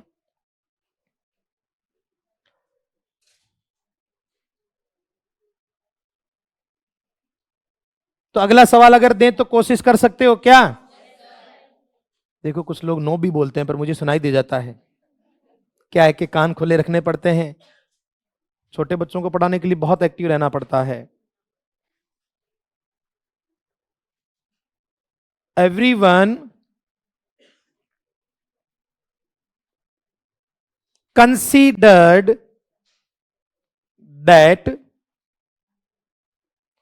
Mohan is innocent.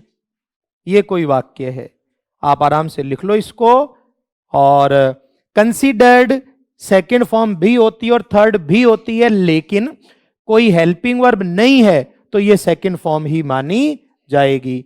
एक बार आपसे जैसा छोटा बड़ा गलत सही बने कोई दिक्कत नहीं, पर कोशिश करो।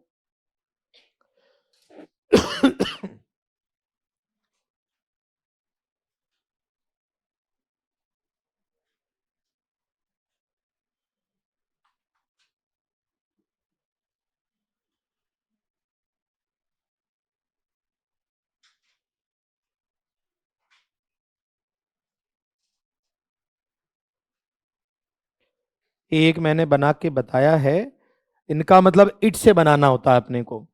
ध्यान रहे कि कंसीडर्ड सेकंड फॉर्म है और सेकंड फॉर्म का वाज वर थर्ड फॉर्म से बनता है।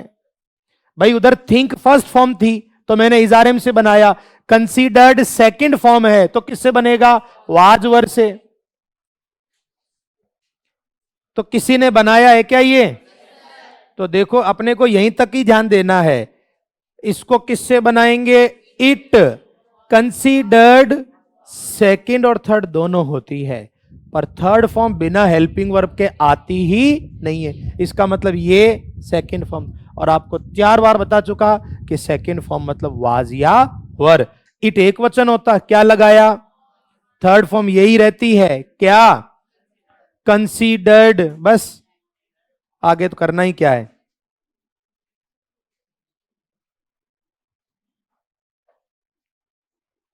अबे किसी का सही हुआ है क्या ये? तो भाई मैं ये नहीं कह रहा हूं कि सबका, पर कुछ तो अपन उसमें कर सकते हैं क्या भाई, हम उसको कोशिश करें। चलो एक और बना लेते हैं।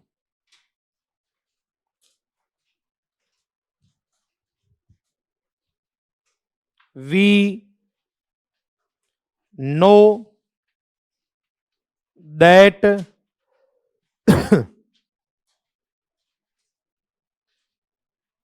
elephants have a sharp memory। आराम से लिख लो इसको। और यहां नो लिखा हुआ है, तो नो जो है वो फर्स्ट फॉर्म होती है, सेकंड होती है न्यू, अभी लिखवाया था, और थर्ड होती है नॉन। नो यानी जानना। तो ये एक सेंटेंस है। एक बार आपसे जैसा बन पाता है एक बार बनाने की कोशिश करो। जैसे थिंक फर्स्ट फॉर्म था, कंसीडर्ड सेकंड फॉर्म थी, ये नो फर्स्ट फॉर्म है। और फर्स्ट फॉर्म का क्या बनता है? Is are am. ये इसको अच्छे से करो, फिर मैं पिछले अभी लेटेस्ट जो सवाल है वो परीक्षा वाला वो भी बोर्ड पे कर ही लेते हैं, थोड़ा ही प्रैक्टिस हो जाएगा और बस।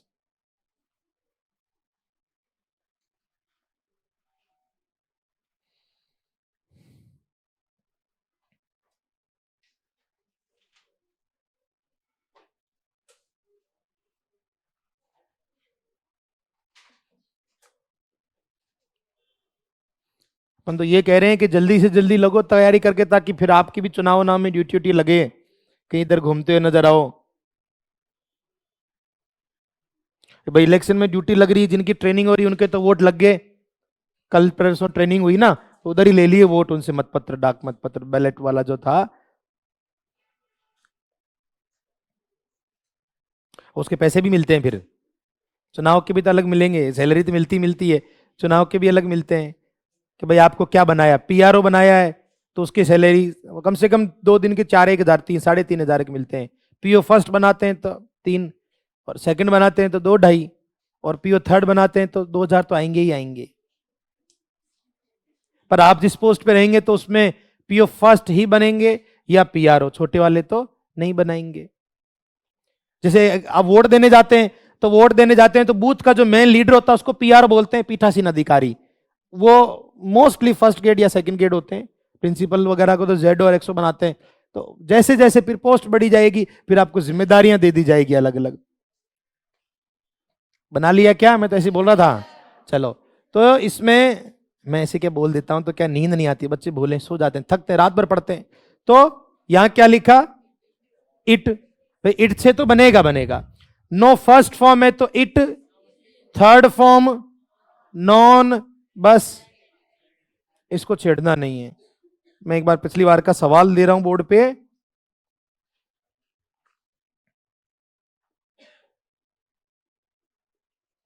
एक सवाल जो अपने जस्ट पेपर में है वो भी अपन बना ही लेते हैं साथ के साथ।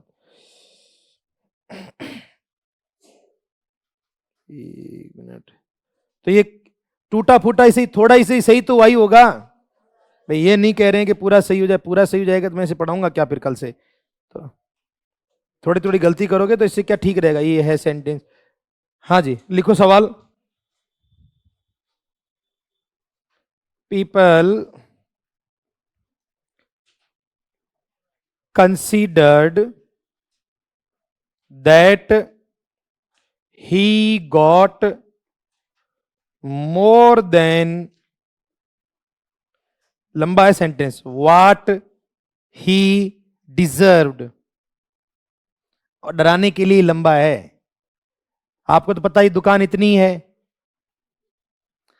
तो सेंटेंस क्या लंबा देके सदमे में आ गए कि अरे तुमको आगे देखना ही क्यों है, इस पे मरने दो, तुम तो यही सही कर लो तो ही बहुत है। तो ये पिछली परीक्षा का सवाल है, जिन्होंने पेपर देखे होंगे वो देख लिया होगा। तो वो क्या सेंटेंस बड़ा देख के घबरा गए, जैसे किताब लेते समय साइज देखते हैं कि छोटी ले लेते हैं, बड़ी तो पढ़ी नहीं जाएगी, पढ़ी तो छोटी भी नहीं जाएगी, लेकिन लेने में क्या ही जाता है।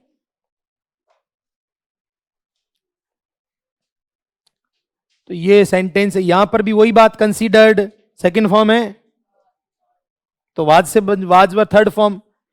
अरे आगे वाले पे ध्यान मत दो, that he got more than what he deserved, कि लोगों का ऐसा मानना था कि उसको वो मिला जो वो डिजर्व नहीं करता था, मतलब उसकी औकात से ज्यादा मिला। अपने को उस पर ध्यान नहीं देना, अपनी बात नहीं हो रही वैसे भी है। तो इसका क्या बनेगा, इट।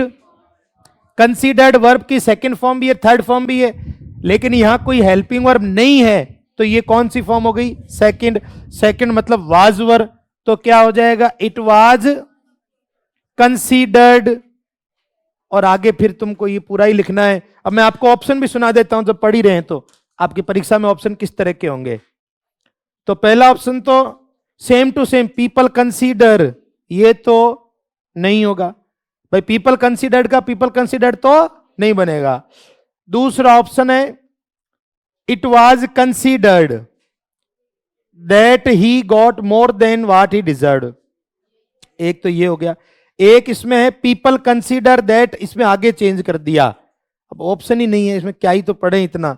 मतलब कुल मिला के यही है कि ऑप्शन भी पूरा पढ़ने की जरूरत नहीं पड़ती है, पर उसके लिए जरूरी है जानकारी का होना कि भाई इस टाइप के जो सेंटेंस होते हैं वो किससे बना लेते हैं हम, इट से। तो ये थे सिंपल सेंटेंसेस। सिंपल मतलब सारी आम जानकारियां जो एक्टिव पैसिव की होती है। अब बचे हुए दो पैटर्न परमानेंट, एक तो प्रश्नवाचक इंटेरोगेटिव सेंटेंस, और एक वो जो ऑर्डर वाले टाइप के होते हैं, लेकिन उनमें इतना टिपिकल नहीं है, वो तो बहुत सिंपल है। यही था अब तक जो मैं मानता हूं कि थोड़ा मुश्किल लगे, तो वो अपन कर लेते हैं।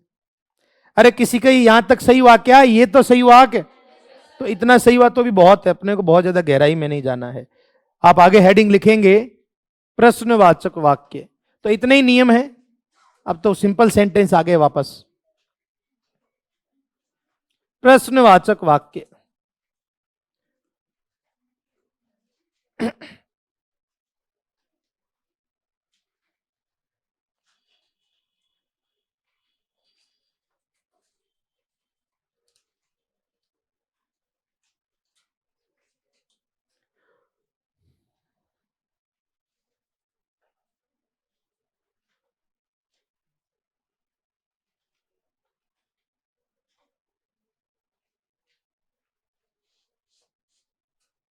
हाँ देखो, इंटेरोगेटिव सेंटेंस, इसमें क्या ध्यान रखना, पहले तो वो शॉर्ट एंड स्वीट समझना पहले तो ये हेडिंग लिख के थोड़ा बोर्ड पे ध्यान दें प्लीज।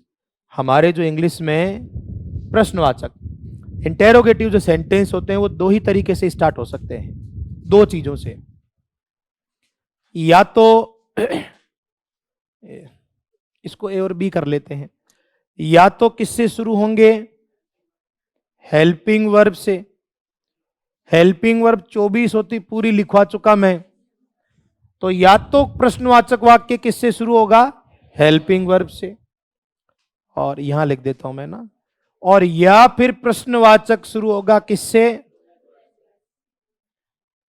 WH वर्ड से। ठीक है, WH वर्ड कौन होते हैं, जो किससे शुरू हो, WH से नहीं, अरे बहुत छोटे छोटे बच्चों, या W से या H से, जैसे हाउ, हाउ भी WH में आएगा। आप सच में बहुत भोले हो। तो WH वर्ड का मतलब वही नहीं होता कि WH से ही शुरू हो, या W से या H से, जैसे हाउ मच, हाउ मैनी, वो भी किस परिवार के हैं, इससे। पर कोई नहीं, ये भोलापन बढ़िया है, आपसे मुलाकात हुई इस बहाने। चलो, तो मैं भी ये नहीं सोचता हूं कि समझदार है, मैं भी सोचता हूं छोटे बच्चे हैं, भोले ही हैं। हालांकि ज्यादा कोई खास फर्क नहीं पड़ता, समझने की जरूरत ही नहीं है। देखो, तो हमारे जो इंटेरोगेटिव सेंटेंस हैं वो या तो हेल्पिंग वर्ब से, जैसे डू यू लाइक क्रिकेट, इस टाइप के, या WH वर्ड से स्टार्ट होते हैं। दो ही चीजें हैं। तो जब भी आप इनका पैसिव बनाएंगे, तो इनका पैसिव वॉइस बनाओगे, तो जिस हेल्पिंग वर्ब से जैसे ये शुरू हुआ है, ये भी किससे स्टार्ट होगा, हेल्पिंग वर्ब से शुरू होगा। यानी सेम, अगर हमारा एक्टिव वॉइस किससे शुरू है, तो उसका प्रश्नवाचक का पैसिव वॉइस भी किससे शुरू होगा, WH वर्ड से। यानी शुरुआत दोनों की कैसी, सेम। अभी नहीं लिखना इसको, दोनों के एग्जैक्ट में सामने उदाहरण लिख देता हूं ताकि अपने को ध्यान रहे। नियम वही है जो थे, कोई नई चीज अब नहीं है। मैं एक बार इनके सामने एज इट इज एग्जांपल लिख देता हूं, थोड़ा ज्यादा ठीक रहेगा समझने में। एक दो बार छोटी मोटी मिस्टेक होगी पर आप कर पाएंगे। जैसे हेल्पिंग वर्ब वाला ले लेते हैं। मैंने लिखा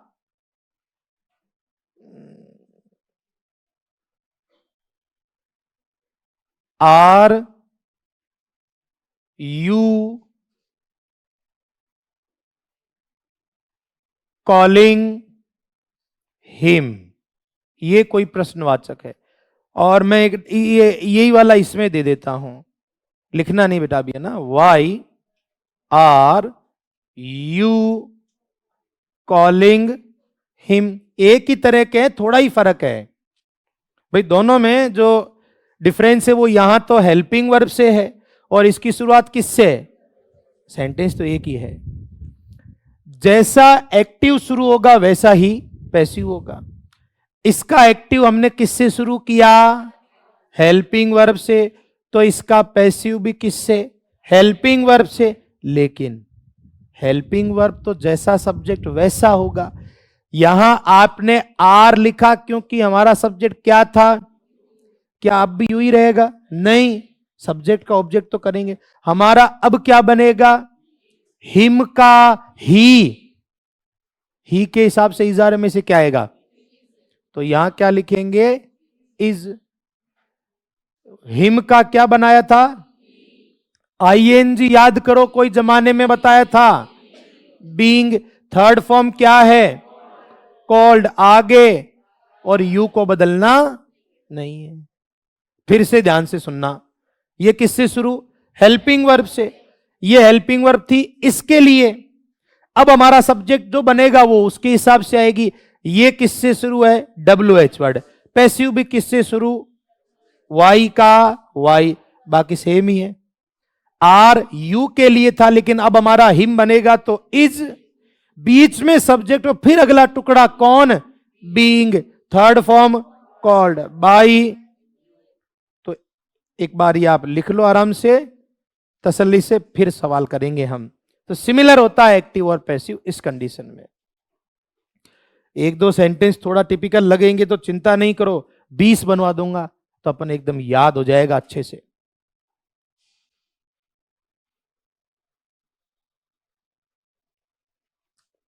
और फिर इसके बाद में कल तो शायद आपके क्लास है कि नहीं, और मंडे को एक बार मुझे भी थोड़ा जाना पड़ेगा क्योंकि लंबी छुट्टियों की पहले दिन और लास्ट दिन साइन होने चाहिए, नहीं तो तनख्वाह कौन देगा। तो इस वजह से सोमवार या मंगलवार 1 या 2 दिन अपनी क्लास बीच में गैप रहेगा। फिर तो छुट्टियां ही छुट्टियां जोड़ रहा था ना मैं उस दिन, इलेक्शन की छुट्टी 25 शनिवार, 26 संडे, 27 गुरु नानक जयंती, छुट्टियां ही छुट्टियां हैं आगे। तो वो वाले पैसे भी इनकम और इधर भी इनकम, ऐसे क्या है कि काम चल जाता, गरीबी धीरे धीरे दूर होती है, एक साथ तो कैसे ही दूर हो।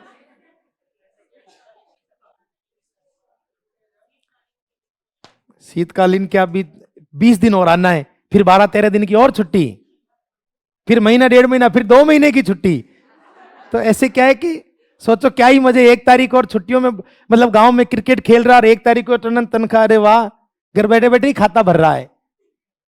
तो लेकिन वो जो चीज है उसके लिए बहुत मेहनत, वो जो संघर्ष है वो नहीं देखे कभी आपने, कि उसके पहले का जो टाइम है वो सच में बहुत क्रिटिकल होता है, वो नहीं बिताया तो फिर वो नहीं मिल पाएगी खुशी आपको।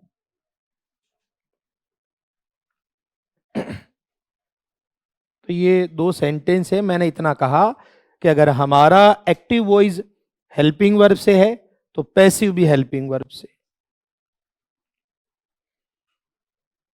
तो एक बार आप लिख लो इनको, मैं 2 सेंटेंस फिर से दूंगा, आप आराम से, आपसे गलत सही जैसे बने कोई दिक्कत नहीं। शुरुआत में 1-2 गलतियां होगी, आप ध्यान नहीं दें, पर अंततः हम सही भी करेंगे।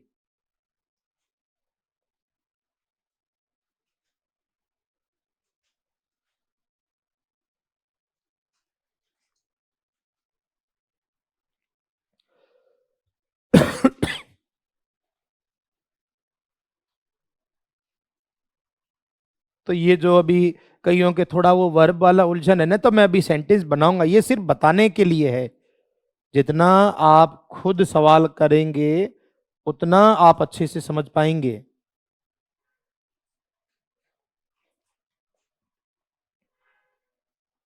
लिखा क्या आप लोगों ने? आप मेरी बातों में ध्यान देने के लिए रुका मत करो भाई यार, मेरी आदत है बोलने की। ऐसे मैं रुक जाऊंगा तो ऐसे 12 घंटे बोलूंगा कैसे? तो हमारी तो क्या आदत पड़ जाती है ऐसे, तो शाम तक क्या है कि फिर थक जाते हैं, तो फिर घर पे जाते हैं तो घर वालों से बात नहीं करते हैं, पानी भी मंगाना आता तो मैसेज ही करते हैं, क्योंकि फिर उंगलियां ही रह जाती है बात करने को।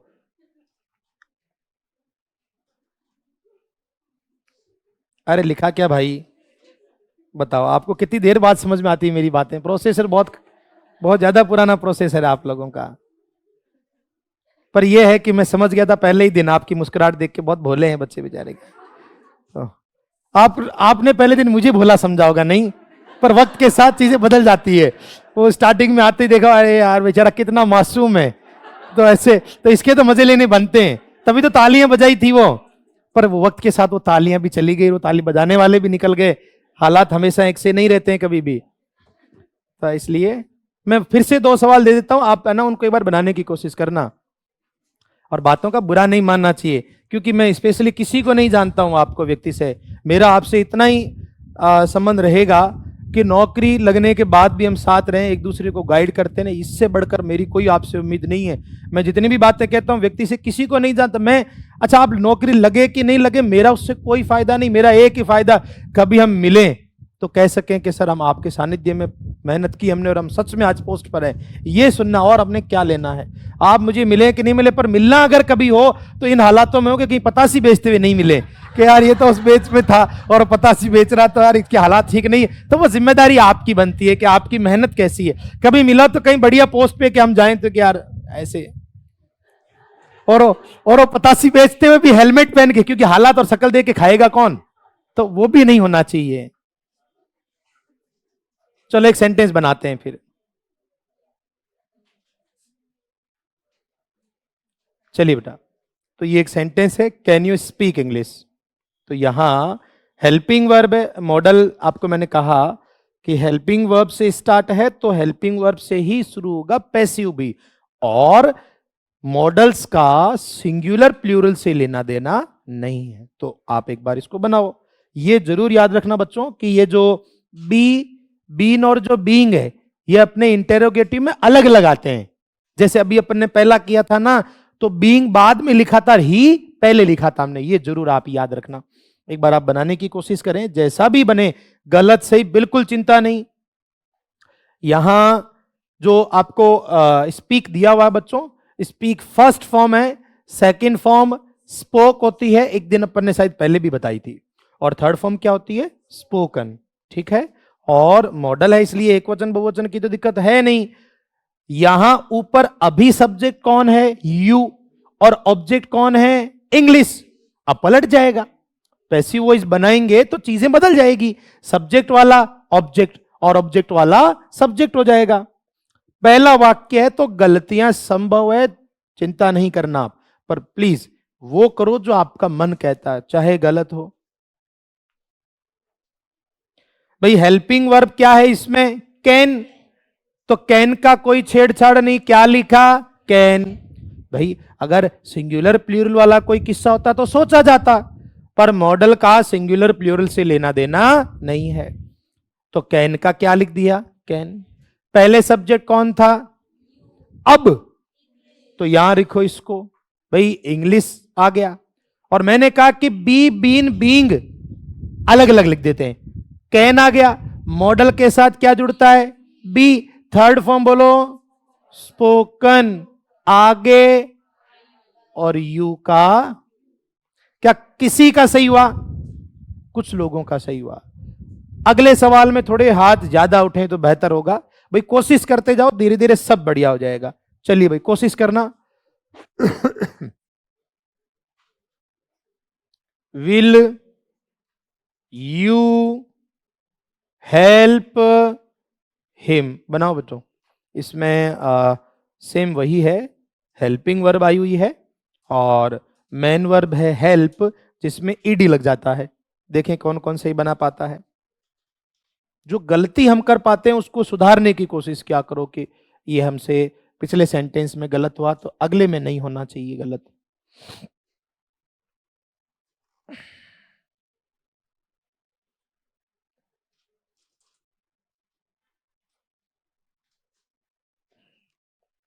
क्योंकि जैसे अपन काफी सारे सेंटेंस बना लेंगे तो आराम से प्रैक्टिस में आ जाएगी सारी चीजें।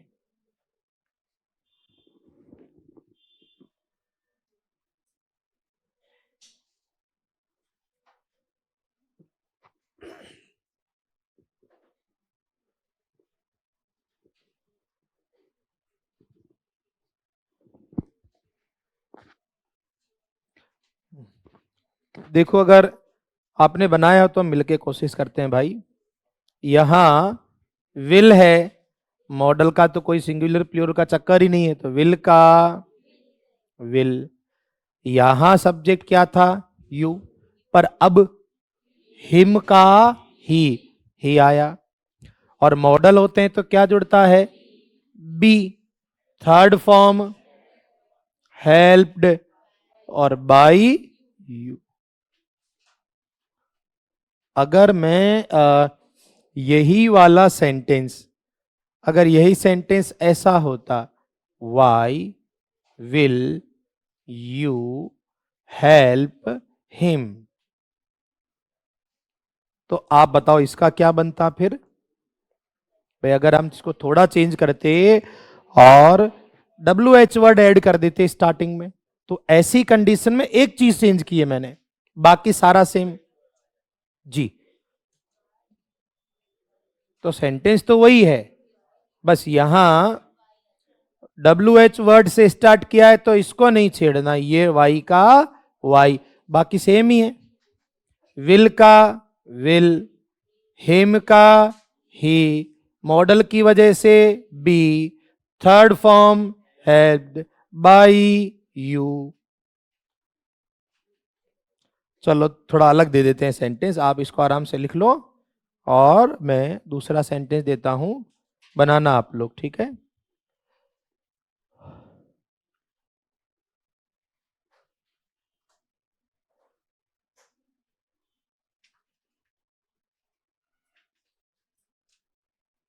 जैसा भी आपसे बन पाए एक बार अपने हिसाब से बनाना भाई,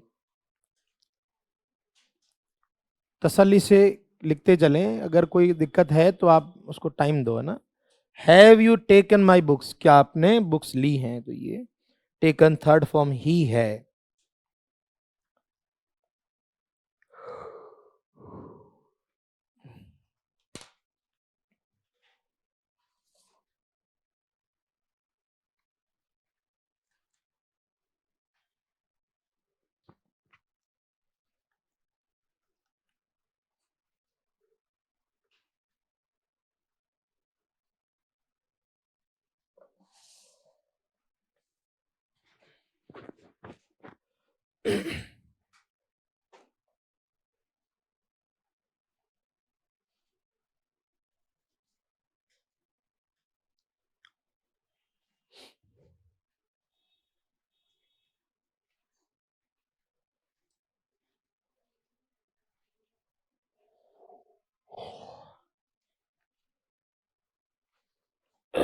बनाया क्या आप लोगों ने, चलिए।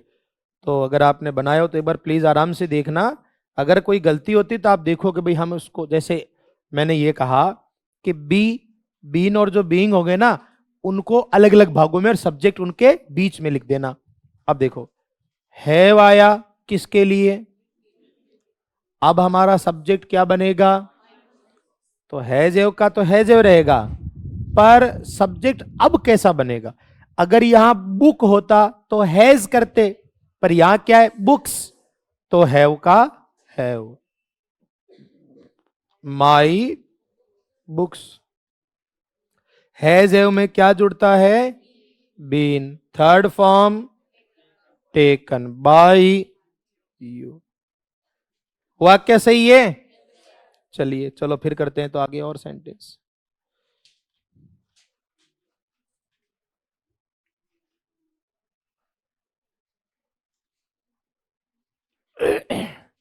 when did you call him? यहां ध्यान से कि जो डिड है आपको बताया हुआ है मेरा, सेकंड फॉर्म हो या डिड हो, वाज वर से बनेगा। एक बार आप लिख लो इसको, देखते हैं क्या बना पाते हो कि नहीं।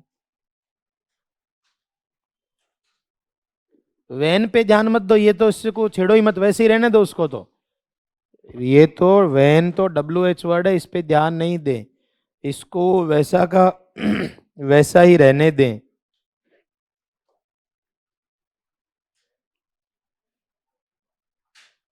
और घर पे जब भी आप टाइम मिले तो एक बार जो ऑप्शन वाले होंगे ना उनकी प्रैक्टिस करना, वो तो बहुत आसान हो जाएंगे, क्योंकि यहाँ तो आप पूरा खुद बनाते हो, तो ये थोड़ा सा मुश्किल रहता है।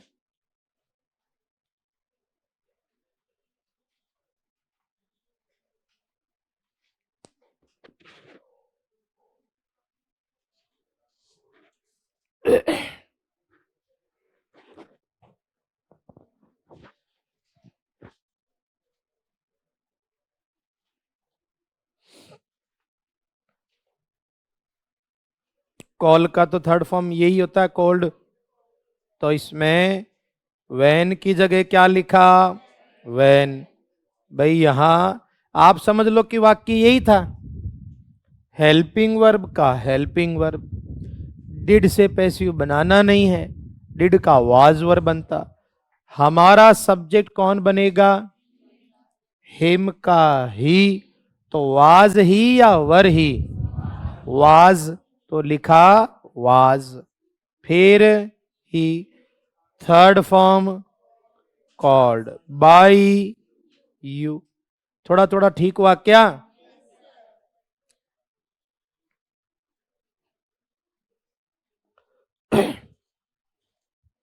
चलो फिर से कोशिश की जाए।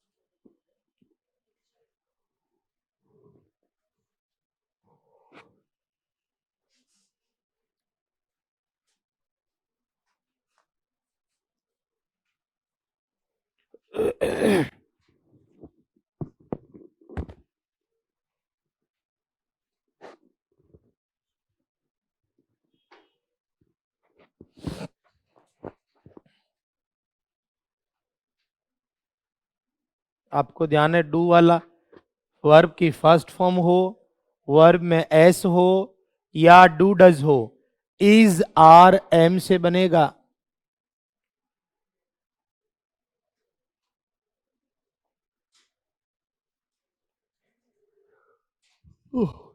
तो देखो डू का इज आर एम से बनेगा, और हमारा सब्जेक्ट अब कौन बनेगा? टी। तो टी के हिसाब से इज आर एम में से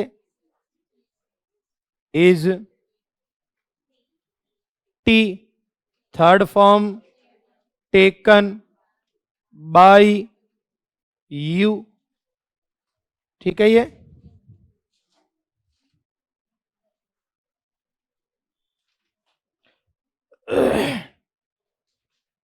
और कुछ सेंटेंस बना लेते हैं। Are you using my pen?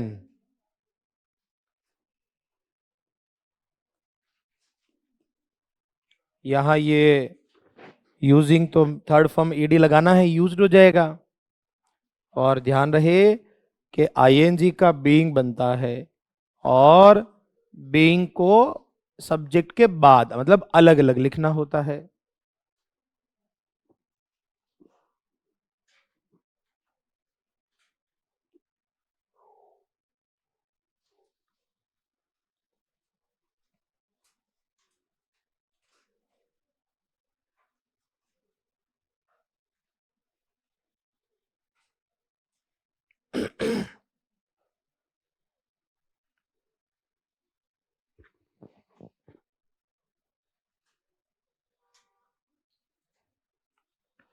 लिखा क्या? तो इसको देखते हैं हम। Are you using my pen?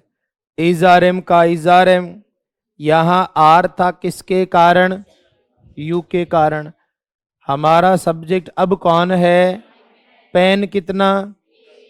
तो इज आर एम के में से is my pen, using ING की वजह से बीइंग, थर्ड फॉर्म आगे बाई यू का तो कोई दिक्कत नहीं है, बाई यू। ये लिखा क्या ये? अब इसी में ही ये किसी का सही वाक्य, चलो सुधार हो रहा है, बहुत बढ़िया। ये भाई मैं ये नहीं कह रहा आपसे बार बार कि पूरा एग्जैक्ट सही हो, पर कम से कम हम इस योग्य बन जाएं कि ऑप्शन देखने से काम चल जाए। भाई अभी हम जो प्रैक्टिस कर रहे हैं ये तो पूरा खुद बनाते हैं, तो थोड़ी थोड़ी ऐसे, क्योंकि हमें कई बार वर्ब में दिक्कत आती है, लेकिन जब आपके पास ऑप्शन रहेंगे तो आपको ऐसी दिक्कतें नहीं आएगी। एक इसमें जो चीज है नीचे एरो करके आप लिखना, लिखो बच्चों, लिखें हु का पैसिव वॉइस, WHO लिखा हुआ है बेटा बोर्ड। हु का पैसिव वॉइस हुम से बनाया जाता है। हु का पैसिव वॉइस हुम से बनता है। तो हु का पैसिव वॉइस अगर मान लो कोई प्रश्नवाचक, यानी अगर कोई इंटेरोगेटिव सेंटेंस हु से है तो उसका पैसिव वॉइस किससे बनेगा? हुम से। ये थोड़ा ध्यान रखना। और हुम भी क्या, पूरा एकदम इस तरीके से क्या लगा देंगे? बाई हुम। इसको पूरा लिख लो कि बाद में फिर सोचेंगे ये कहां से आया। तो आप ये पूरा यही लिख देना, हु का पैसिव वॉइस किससे बनेगा? बाई हुम से। हु का पैसिव वॉइस बाई हुम से बनता है। हालांकि बाई को लास्ट में भी लिखा जा सकता है, वो कोई दिक्कत नहीं है। तो यही एक हल्का सा बता के थोड़ा सदमे में मैं छोड़ देता हूं। Who has taken my pen, ये कोई वाक्य आया मान लो, तो इसी एक को ही बना के बता रहा हूं, फिर कल इसी पे ही प्रैक्टिस करेंगे। ज्यादा नहीं रहा हमारा, थोड़ा सा रह गया, मान लो एक पेज का मैक्सिमम, ज्यादा से ज्यादा बेसिक चीजें लगभग सारी हो गई। तो देखो सुन लो, हु का मैंने कहा क्या बनाएगा? बाई हुम। हमारा सब्जेक्ट कौन बनेगा? पेन। तो पेन के लिए क्या आएगा? Has my pen. आगे क्या लिखोगे? बीन। थर्ड फॉर्म टेकन, और कुछ है ही नहीं। तो इसको प्रैक्टिस करेंगे अपन बढ़िया से, ठीक है। ये तो एक मैंने वैसे ही का प्रारूप फॉर्मेट बताने की कोशिश की है। कभी कभी ऐसे परीक्षाओं में बाई यहां ना देकर इधर दे देता है, तब भी वो कोई गलत बात नहीं है, ऐसा नहीं है कि रट ही लो। हालांकि एक दो पैटर्न और भी हैं इसके, कि आप बाई हुम की जगह हु लिखकर भी और लास्ट में बाई लिखकर भी बना सकते हो, पर ऐसे 10 पैटर्न अपने काम के नहीं, तो आप तो इतना ही लिख के यहीं से थोड़ा सा जो और अपना बचा हुआ वो अपन पूरा कर लेंगे। वर्ड मीनिंग तो यहां तक अगर कर लिया तो एक्टिव पैसिव के आप सवाल है वो कर सकते हो। इसको भी समझाया नहीं ढंग से, इसकी तो प्रैक्टिस कराएंगे ना, अभी एक आध 5 7 10 सेंटेंस कर लेंगे, क्या दिक्कत है।